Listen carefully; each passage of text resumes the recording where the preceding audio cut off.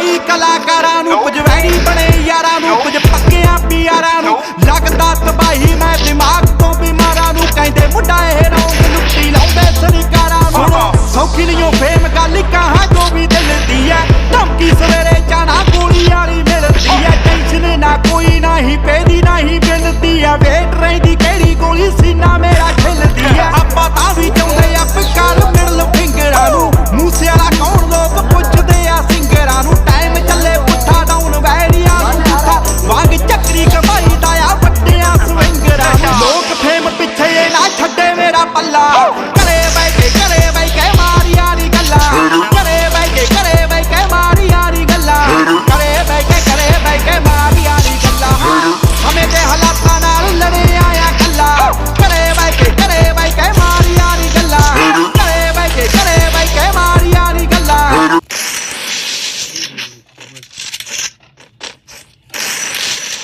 Lah. Gila.